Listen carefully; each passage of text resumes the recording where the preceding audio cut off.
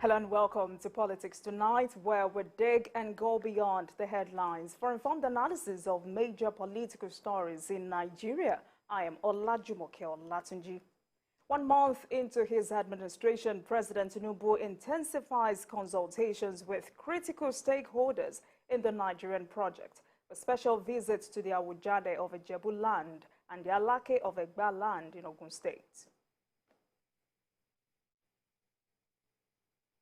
On the interview segment for today, we focus on the new Electricity Act and proposed hike in tariff with a professor of energy and electricity law at the University of Lagos, Prof Yemi Oke, as our guest. This is Politics Tonight. Stay with us. We will be right back.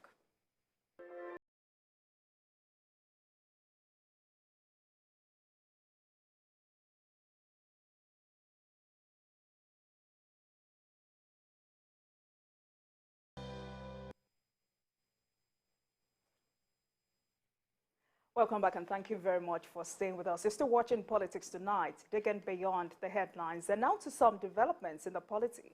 President Bola Tinubu has paid a special visit to the Awujale of Ijebu land and the Alake of Egba land in Ogun State. The president, who appreciates the support of the monarchs and their subjects during his presidential campaign, said the hope that Nigerians are seeking is already here and called for sustenance of peace and unity in the land. TVC News' Kazim Olowe reports. It was the first visit of President Bola Tinubu to Ogun State after he was sworn in as the President of the Federal Republic of Nigeria. He was received by the State Governor Abiodun and other notable sons and daughters of Ogun State, including former Governor Segun Oshoba and Senator Gbenga Daniel. The president's chopper landed at the Depot Dino Stadium, where he received salutes from the military guards before proceeding to the private residence of the Awujale of Ijebu land. The monarch, who appreciated the president for the visit, commended his steps so far. On his part, President Bola Tinubu commended the monarch and the people of Ijebu land for their support for him while he was struggling to win the presidential election. The way you've taken, the way you've responded to me, all I can say is thank you. It was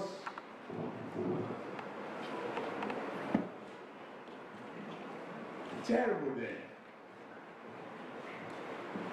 I realized that. And I came to Ogun State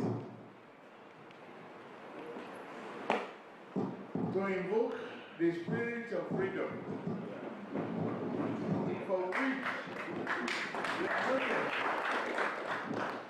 I invoked that spirit twice. And that, ever since, it's been the spirit that is driving me to serve and honor. Alright? I am honored. I just come to respond to whom calling, saying, I need to see you. In Abeokuta, the palace of Alake of Egba land, the president was received by the monarch, Oba Adedotun Aremu Gbadebo, and other prominent sons and daughters of the land. They commended him for what he has done so far, appreciates him for the visit, and promised to continue to give him necessary support. The president on his part said the hope that Nigerians are seeking for is here and called for peace, unity, and progress. We pray that as you have started well as the President of the Federal Republic of Nigeria, you will end very well. You will take us to the next level. Nigeria will be able to stand among the best nations of the world in terms of funding, in terms of justice, in terms of civilization. Let the purpose, no distractions. Will we arrive at the destination? A positive destination for this country. And it's all in our hands to make history. And I promise that, by the grace of God Almighty, we shall reap the fruit of our labor. The president was accompanied by his chief of staff, Femi Gbajabiamila, the national security advisor, Nuhu Ribadu, and the special advisor on special duties, communications and strategies, Dele Alake. Kazim Olowe, TVC News, Abeokuta. Let's take a short break, and when we return, it will be time to speak with our guest of the day, who is a professor of energy and electricity law at the University of Lagos, Professor Yemi Oke, for discussion on the new Electricity Act and proposed hike in tariff. Please stay with us.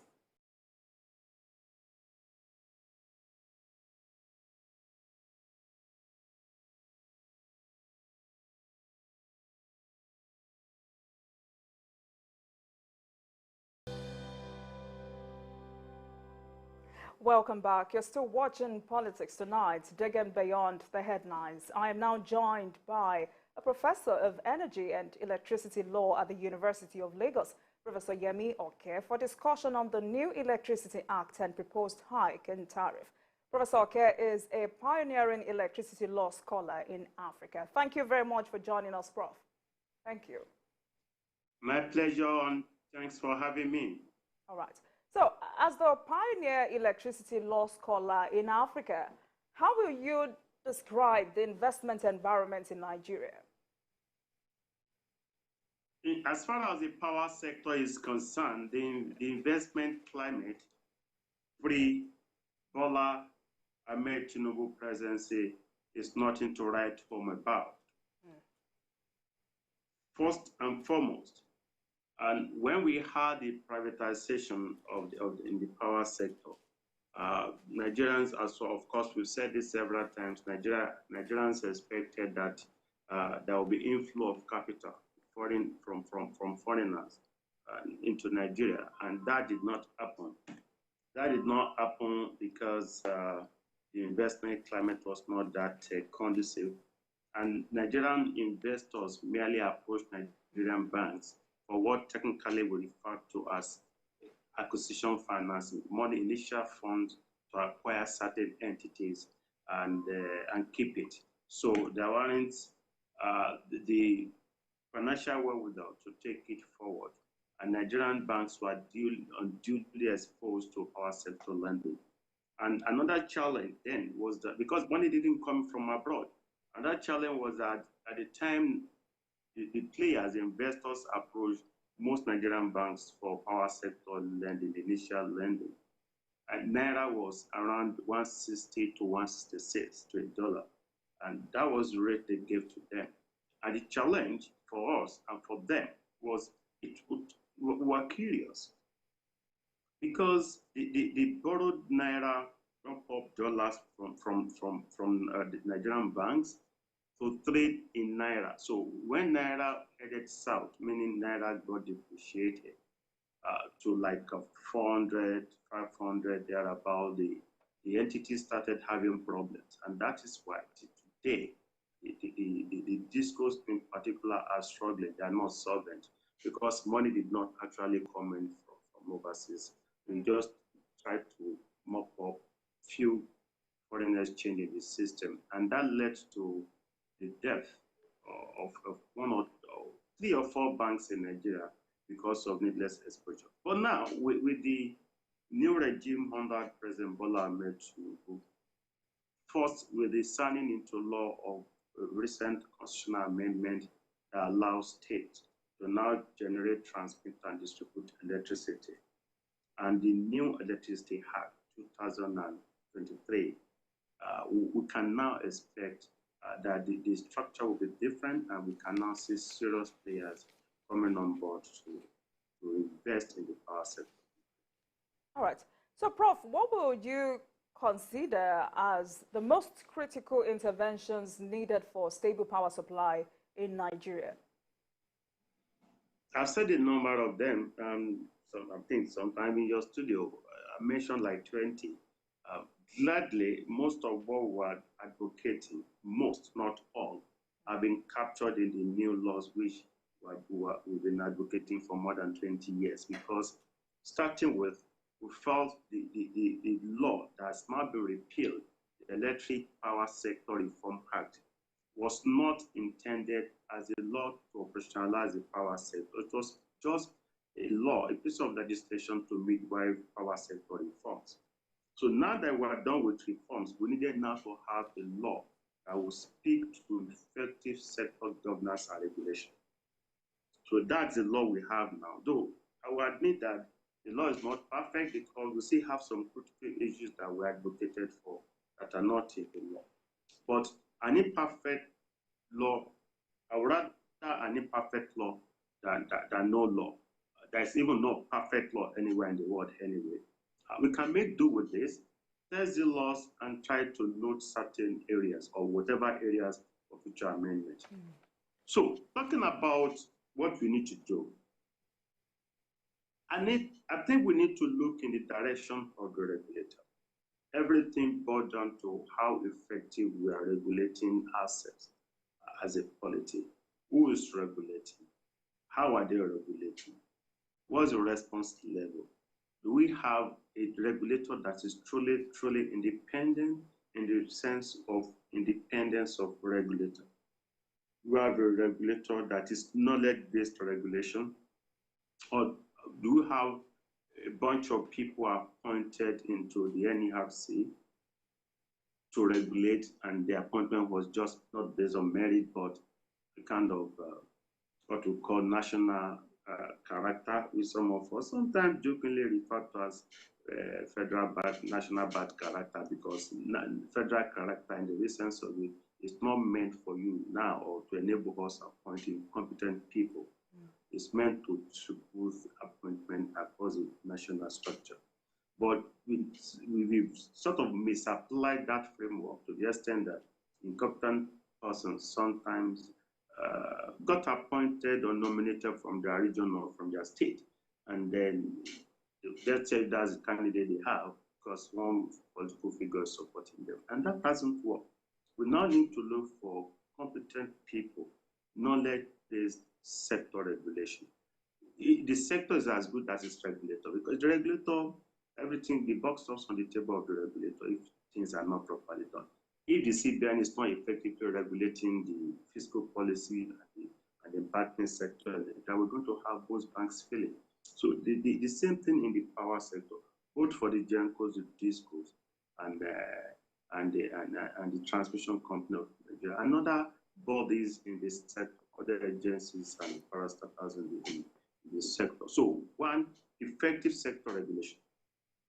Two, there's no amount of rejigging that we can do now without going through another round of reacquisition and refinancing the power sector, particularly for entities in the hands of some GENCOs and DISCOs. I'm aware the federal government has a big chunk in these entities. I'm looking at a situation in which the asset or the stocks or the equity of the federal government is diluted, meaning the DISCOs also may be engaged to surrender some of their equity so that we can financially and technically buoyant investor now to come with foreign direct investment, bringing dollars now that we have a single exchange rate, bringing in the dollars to come and invest in the power sector under the new regime. So we need now, because most of the DISCOs are technically insolvent, a number of them, quite a number of them, significant number of them are under one form of receivership or administrator because of power sector debt that they are owing to the whole Nigerian bank and other lenders. All right, so let's talk about the new Electricity Act. I mean, let me ask you, how significant are the provisions in the quest for stable power supply in the country? Well, the law, I would say, what brings about development is not the law itself. There can never be a perfect law. What brings about development as effectiveness in a polity is how those laws have been operationalized. Who is implementing which laws? Who is driving the implementation of the law? So it's about the managers, the handlers of the sector, The law, as it were, has brought about some important reforms in the power sector, commendably so. I observed the fact that now it frees up the structure for state to participate in every level of the law, and that's hugely significant. I've been advocating that states under the old structure should be able to generate, transmit, and distribute in respect of areas not covered by a national grid, because the Repeal Act gave that window. Because I argued, the Constitution says they can't do it, but the Repeal Act seems to go against it and advise states to explore the constitutional provisions to do it.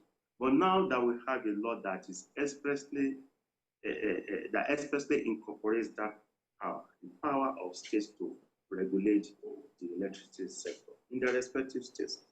Now, the challenge is even more, because the states cannot generate, transmit, and distribute in respect of areas covered by a national grid, as well as areas not covered by a national grid. So the institutional responsibility of states seems enormous. Nigerians may now want to look towards the direction of their states as against the federal government, because the federal monopoly is being removed and nested substantially.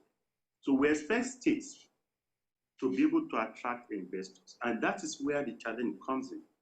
States that are not prudent with their finances, states that are not run sustainably, states that don't comply or obey the terms of their agreement, states that are heavily indebted, states that are not being managed effectively may not likely attract investors in their power sectors, because they refer to those states at high risk. Because everything boils down to the bankability of the investment. The question is, if they bring in their money, are they sure of being able to recoup their investment with reasonable yield? So if the answer is yes, they're going to invest. If the answer is no, they're not going to invest. Nobody's going to invest in a state because the governor is handsome or because the commissioner or minister in charge is beautiful. That's fundamental. So there are no sentimental considerations when we talk about serious investment like in the power sector, because it's capital intensive. But the new law allows states to so regulate. So the states are now going to deploy their institutional structures to attract investors by providing enabling environment. States that are unwilling to provide an enabling environment will have to be in darkness, unfortunately. You may see states say having like 18 or 20 hours of electricity per day, and state B may be in darkness. So it's a question now of the competitive edge of a particular state. Another thing is that, unlike what we had in the old law, which also was there to enable people to generate without transmitting if it's less than 1 megawatt. Now, individuals, communities can now generate for their own use up to 1 megawatt. We have the new framework also encourages a lot of renewables and integrated approaches to the power sector, what we call NESI, Nigerian Electricity Supply Industry. I look at another aspect that is not being sufficiently addressed, which is the metering. Metering is key. And I said, okay, now that we have this new framework, we should have a regime that allows meter manufacturers to be directly responsible for metering of Nigeria, because they manufacture these meters, they can sit with the respective discos in a particular region to calibrate. And everything about metering is sorted. It's like the telephone industry. You're going to buy your handset from whatever supplier. You can buy any brand of handset that you can afford and get enrolled with a service provider. That's the kind of structure we'll eventually go. We're going to see effective deployment of technology in metering, and this will help stem the tide of meter bypass and all kinds of electricity theft that we've witnessed in the country. All right, thank you, Prof. Let's go on a quick break. Tonight, I've been speaking with a pioneering electricity law scholar in Africa, Professor Oke. We go on a short break, and I'll be right back. Please stay with us.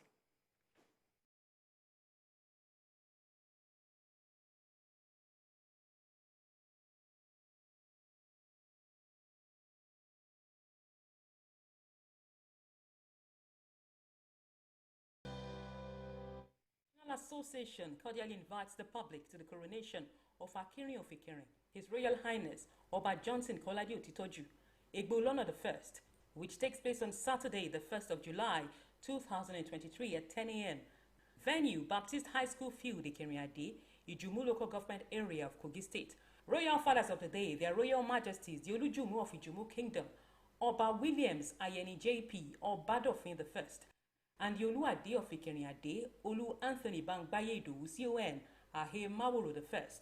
Special guest of the day, Chairman Ijumu Local Government Area, Alhaji Dr. Taufik Isa, and member representing Ijumu constituency in the Kogi House of Assembly, Honorable Omotayo Adeleye Ishaya. Join us in celebrating Oba Johnson Kolade Otitoju, Egbolona I, on his coronation as the Akinrin of Ikirin in Ikirin Ade. Prince Babajide Kolade Otitoju, for the family.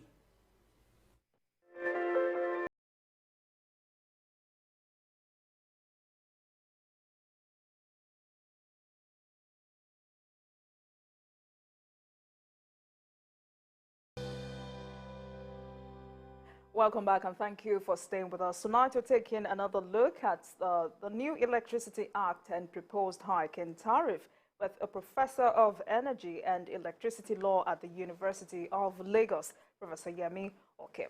All right, Prof. After analyzing all of the provisions of this act, how will it take, or how long will it take before we start seeing the impact of the new electricity law on stable power supply in the country?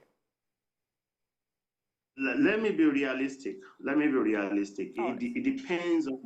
It depends on the extent to which the states are now able to put appropriate structures in place to attract investors. And that could be challenging. That's one. Two, I've said the federal government will still need to rejig the existing structure, meaning that we need to go through another round of reacquisition or refinancing in the power sector for those entities that are currently on ground. Advocated a situation in which the state will cross-license without having to reinvent the wheel. We have some discourse that cover 2, 3, or 4 states. Instead of having new entities, fresh entities who never had serious experience in the power sector come on board, states that are smart may approach these goals to now take care of areas that are either to be unserved in their respective states, and they work out the modalities. But I expect the federal government now to dilute their shares and bring in serious-minded investors to now invest in the power sector. They give up part of their 40% stakes and get the discos to give up like 10% stakes so that they can add that up and give the new entities controlling shares. That's why we need to focus extensively on renewables. We have that in the law. We need to go extensive solarization. We need to go embedded and captive all kinds of off-grid generation would need to be intensified. I also would rather another step. One, I'm not too comfortable, and I'm saying this so that Nigerians can hear me. I'm not too comfortable that we still have embed Nigerian bulk electricity, Nigerian electricity bulk trading PSs is written into the law. I like the fact that we now have all the laws governing all the parastatals and agencies in the power sector now embodied in one piece of legislation called Electricity Act. So now the Act is the Act to operationalize the sector. I don't have a problem with that. I have a problem with the fact that embed is still there. Embed was meant to be a temporary structure to act as a kind of intervening agency to buy power generator from the GENCOs and sell to the DISCOs, so that sometimes we have these issues of DISCOs rejecting loans and all kinds of things, and to give commercial assurances that whatever is generated will be bought and sold to end users. So that's why MBET is there. But I want MBET to transform to something similar. MBET is a PLC. I'm looking at a situation in which MBET is subsequently, because we're going to the competitive regime now, the function of MBET would not be there. MBET might be redundant. So I'm looking at a situation in which the Nigerian bulk electricity trading company is transformed similar to what we have with the NNPC Limited. Okay. So MBET cannot be a serious player in the market with federal government backup in terms of guarantees and financing. They can raise their capital, venture into all aspects of electricity at the federal and state levels, just like NNPC Limited. So that Nigerians can even buy shares in MBET. MBET may even be the entity to take over the Nigerian stocks or stakes in the existing discos and gencos. So that the aspect of the acquisition and financing that I mentioned, MBET can now have technical partners who have what it takes. So we need to rejig that aspect. Two, I'm also still not comfortable with the fact that we still retain Nigerian Electricity Management Services Agency, NEMSA. NEMSA was a kind of a directorate under NRC before. We can't have too many needless monopolies that will stifle growth and development. The function of NEMSA will effectively be taken over by a directorate or a department under NRC, so that we don't have what I call the duplication of bureaucracies. That will all right, Prof. Prof, but you haven't really answered my question. I mean, I asked how long will it take before we start seeing the impact of the new Electricity Act, a law rather, on stable power supply in the country? That's a difficult question. I said, I was telling you things that may not enable us to have immediate success stories.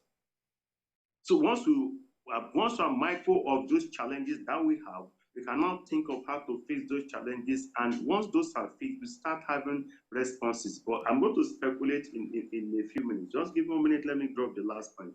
I'm also not comfortable with the fact that we still have Rural Electrification Agency and Rural Electrification Fund as a federal monopoly.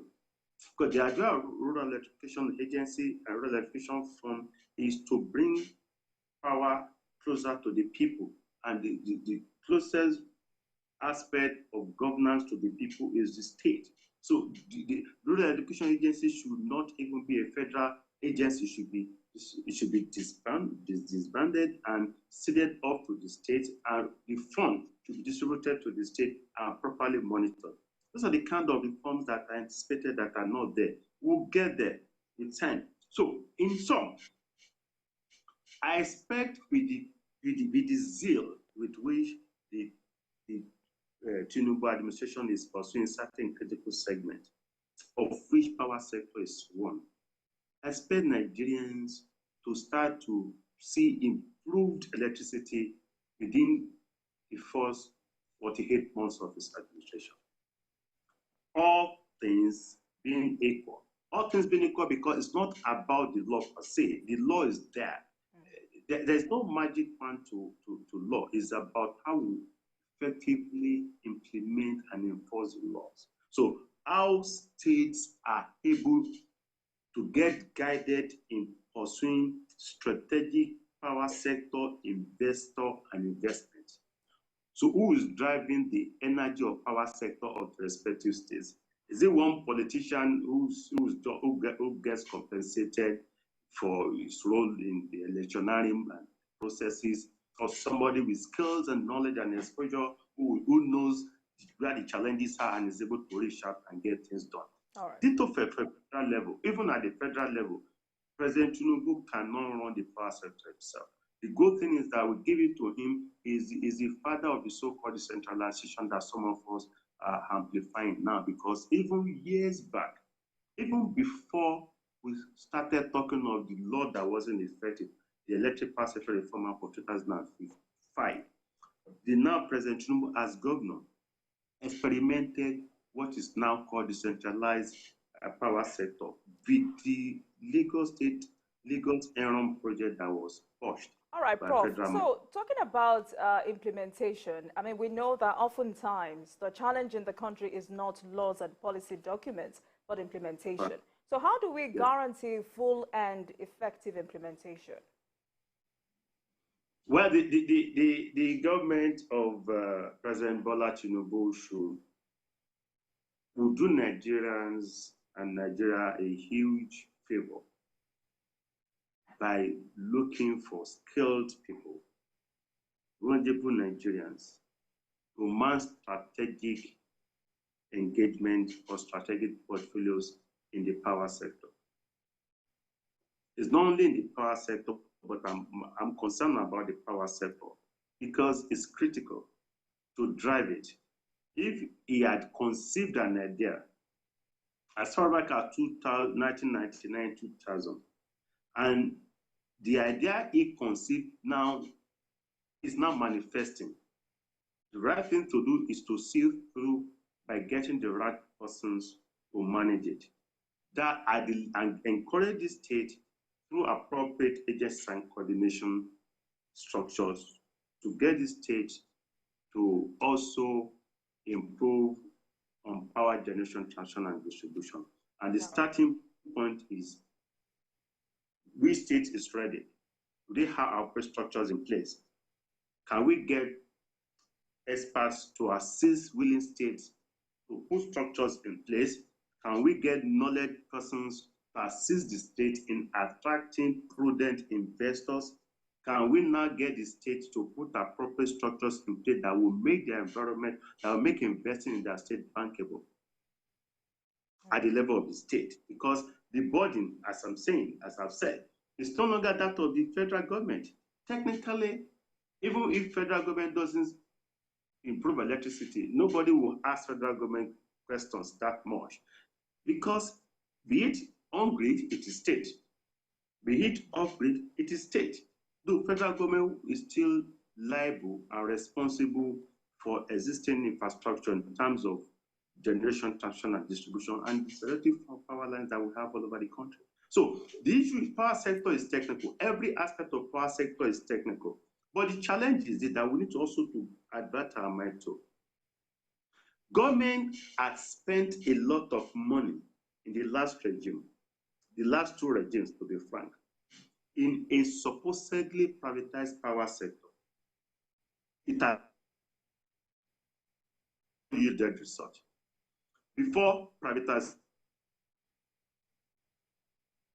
Nigeria was oscillating almost 2 decades in the privatization. We are still struggling with the same 4,000 megawatts, 3,500, 4,000 megawatts.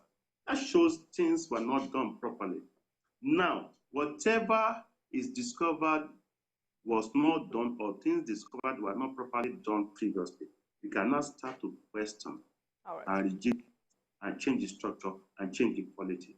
The federal government cannot continue spending so much in a supposedly privatized power sector. It shows all is not well. Nigerian banks, these costs are under insolvency. All is not well in the power sector. And those are not things you can fix in a matter of days. That's why I said, if all things being equal, within the first 48 months of the Bola Tinubu administration, if appropriate human resources are deployed, we should start seeing positive results in the power sector of the country.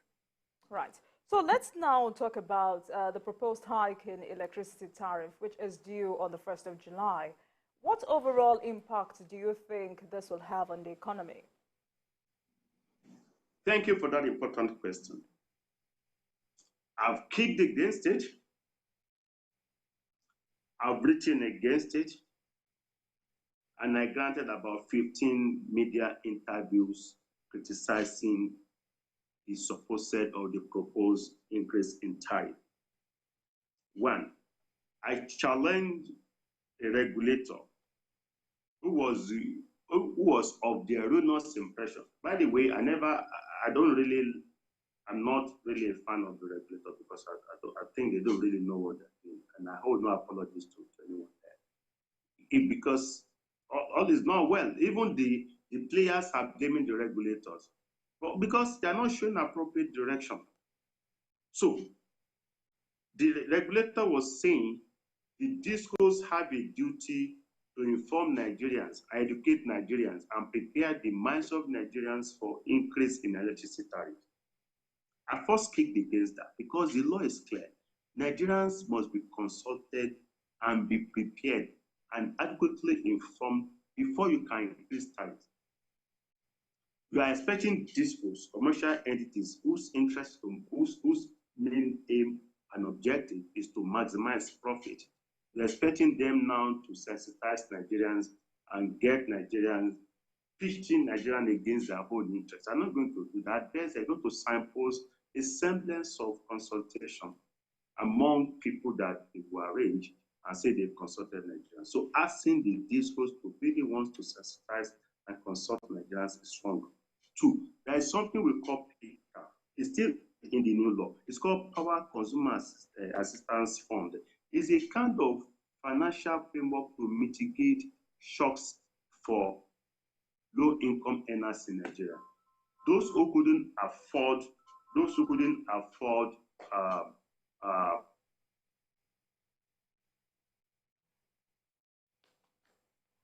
It's okay. All right, tonight I've been discussing the new Electricity Act and proposed hike in tariff. So they have not contributed the money because the discos are also insolvent. They're not broken even. So we don't expect them to contribute from their net deficit because that's not what the law says. The law says they should contribute from their profits. So they are not even making profit technically. So there's nothing to contribute. That's not there.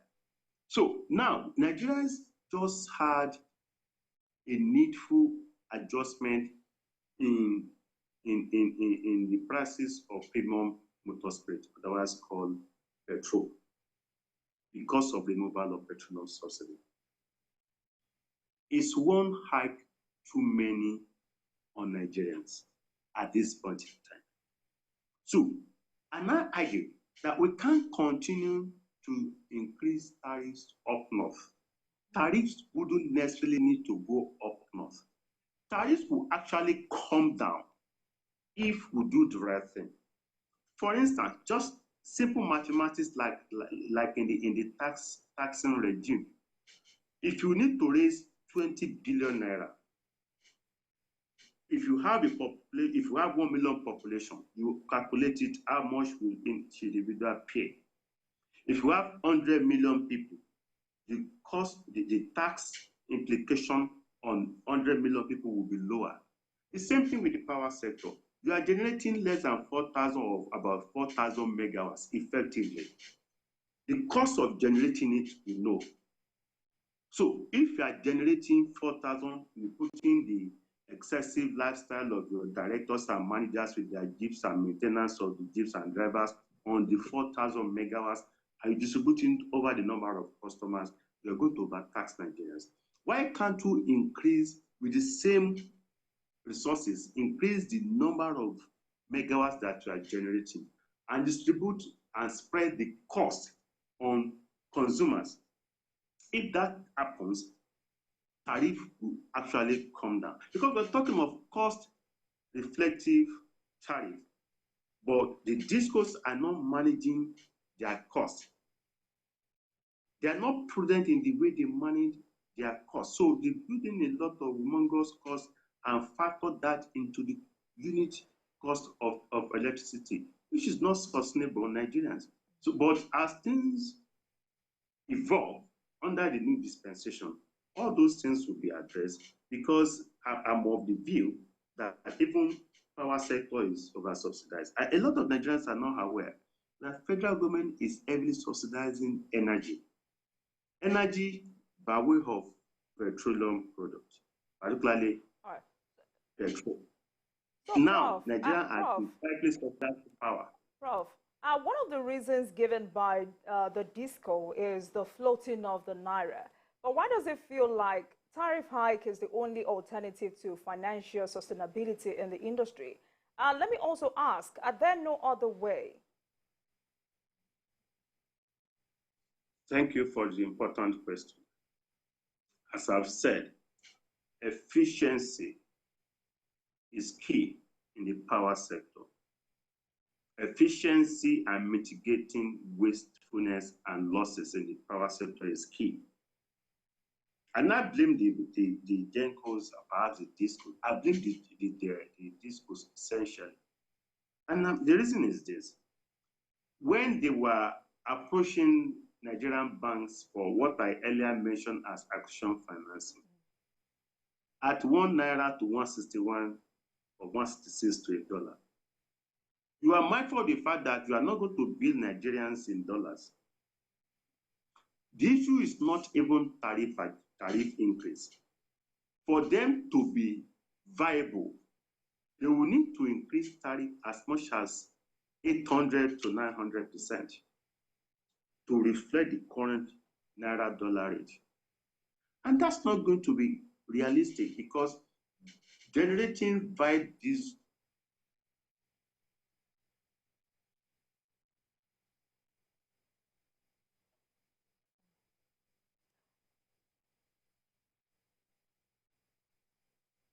All right, well, we've been speaking with Professor Yemi Oke. Everybody is blaming the regulators. Even operators are blaming the regulators because we know what happens in the industry. We are in the industry together. All right. So, Prof, a lot of people have suggested renewable energy option, but there is concern about adequate penetration in a vast country like ours. How promising is this for Nigeria? Quite frankly, that's the only way to go, and that's not. Let me amend my statement. That's a smarter way to go. The whole world is going renewable, and I give you an example of one city in Munich, in Germany. The city had challenges, energy challenges for heating, so they had to rely on waste. They now, at some point, to generate waste for power and energy, they started subsidizing waste. They reduced waste collection by 40%. For instance, if you are paying 5 naira to collect waste, they reduced to 3 naira. They weren't still getting enough waste. They subsequently rolled out another policy to collect waste for free. They weren't still getting enough waste. They now had to be given 3 naira or able to generate waste for them to use for power. So we need to go extensive renewables. Use waste to energy. We have waste everywhere. We need to go via solar, extensive solarization. And power is something that you can generate virtually from every source and sources. For instance, if you have good, decent rainfall, that's hydro. In parts of the north, essentially most part of Nigeria, particularly in the north, if you have good sunshine, that's solar. You can have solar farms of kilometers that will generate tons of megawatts. Areas like Jos and other areas in Nigeria, you can have windmills, wind farms. We have generate power through wind energy. Some are going through the bushing, generating power from forests. Recently, I heard that some researchers are looking at how to generate energy from bamboo.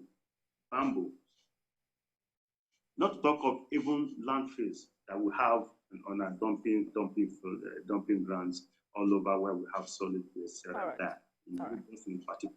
So we need to start to look critically at the options of generating via renewables.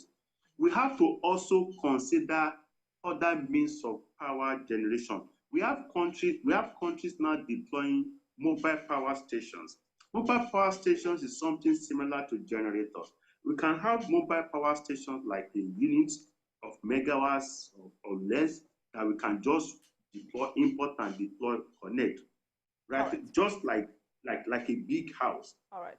That can have 2 megas, 4 megas. There are so many ways of generating. All right, Prof. So we're gradually running out of time, but let's quickly get back to the new Electricity Act and looking at the provisions. I mean, more states and private investors are expected to come into the sector, but the issue of billing and revenue collection is still a challenge. How do you think this can be tackled to reduce electricity theft in the country? And also, how do we protect the consumers from being overexploited? In 2 minutes. Well, those are important questions. One, because I know of what we call electricity theft. Sometimes we have pollution. Discos have been struggling with theft. Of course, meter bypass is extensive in Nigeria. And that's why I talk about improved technology in metering. And that's why metering should be handed over to meter manufacturers. We have quite a number of them, so that nobody is able to bypass meters. In the current law, the new Electricity Act, we have extensive penal provisions. Penal provisions meaning criminal provisions in the law that enables stakeholders to punish offenders, those who bypass meters, those who tamper with transformers and the rest. It's extensive. One of the suggestions we made that the penal punish provisions of the old law wasn't sufficient, and that has been improved upon. We have extensive framework that protect consumers in the new act. There wouldn't be enough time to start to go into details of the extent to which Nigerians or consumers are now being protected under the law. But by and large, the players will first need to look at themselves in the mirror by challenging themselves to do the right thing, so that the law will be effectively operationalized.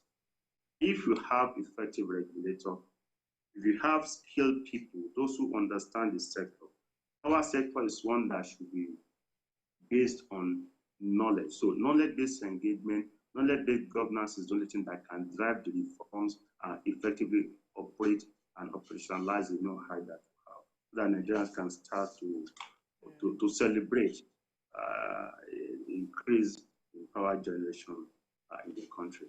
It's doable if appropriate political will is deployed and knowledge, human resources deployed to put on this stuff. It's doable. All right. Sadly, we're out of time. I wish we had enough time to continue this conversation. But of course, this is an ongoing conversation, and I'm sure we will have another time for this. Thank you very much, Professor Yemi Oke, a pioneering electricity law scholar in Africa, is a professor of energy and electricity law at the University of Lagos. Thank you so much for your time tonight. Thank you, Prof. Thanks for having me. Thank you. Thank you very much for watching. That marks the end of today's episode of Politics Tonight. But the conversation continues from here. Get in touch with us on Twitter at CivicNewsNG and at Olajumoke using the hashtag Politics Tonight. We're also on YouTube at youtube.com/CivicNews Nigeria. Join us for the repeat episode at midnight and tomorrow for another edition of Politics Tonight. Digging beyond the headlines. I am Olajumoke Olatunji. Goodbye.